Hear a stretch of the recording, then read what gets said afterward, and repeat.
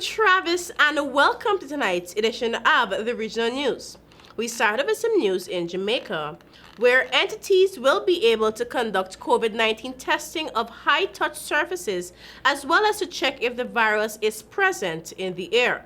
Currently, there is no testing of surfaces or air available in Jamaica, but that will change starting on Monday, July 27, when Technological Solutions Limited begins offering a suite of state-of-the-art analysis. This has been made possible through a freshly inked partnership agreement between TSL and United States-based company, which saw a build-out of the capability as well as outfitting of the new state-of-the-art St. Andrew-based laboratory. The financial layout of the project comes in at approximately $800,000. Benjamin Pascal, Chief Business Officer at Invisible Sentinel, said the test will serve as a measure to ensure that sanitation practices are working well. It will also allow for the screening of areas that came under contact from a person who is COVID-19 positive. No other Caribbean country has access to the technology. That is, however, some way off into the future. And now for some news in Barbados. The chairman of two statutory organizations were promoted to the ministerial cabinet in changes announced by Prime Minister Mia Mottley in an address to the nation last evening. Chairman of the Port, Senator Lisa Cummins, will serve as Minister of Tourism and International Transport, while Chairman of the Transport Board, Ian Gooding-Edgell, will become Minister of Transport, Works and Water Resources. These changes will come into effect on September 15, 2020, when a new session starts after Parliament is prorogued on August 8.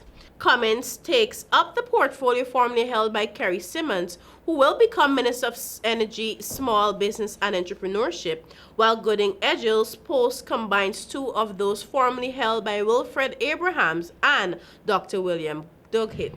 At the same time, elder statesman George Payne, who held the position of Minister of Housing, will no longer hold that portfolio, nor will Edmund Hinkson, Minister of Home Affairs, Trevor Prescott, Minister of Environment, or Senator Lucille Moe, Minister of Broadcasting. Neil Rowe is also no longer a parliamentary secretary. The Prime Minister said this was the first in a series of measures to reposition Barbados for the challenges of the new reality that confronts us, and it is not business as usual. And finally, for some update on Tropical Storm Gonzalo.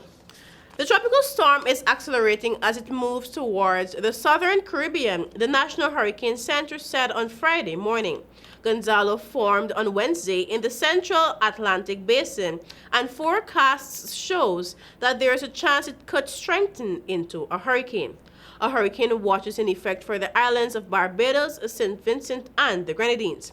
Those islands plus St. Lucia are also under a tropical storm warning. As of 11 a.m. Friday, Gonzalo had maximum sustained winds near 50 miles per hour with higher gusts and was moving to the west at about 80 miles per hour. The storm is forecast to reach the southern Leeward Antilles by Saturday. Regardless of what happens next, Gonzalo is already one for the record books. It is the earliest seventh named system of any Atlantic season on record. One reason for the active season so far has been unusually warm waters in the tropical Atlantic, and that seems to be continuing. Gonzalo marks the beginning of the second phase of the hurricane season. This is when systems in the main developing region in between Africa and the Caribbean flares up. It usually occurs in early to mid-August, but this season it is starting several weeks early. This is partially due to near historic warm sea surface temperatures in the main development region. And that is it for our region news this evening, and I continue to urge our viewers to stay indoors, wear those masks, use those hand sanitizers, and have a safe weekend. Back to you, Travis.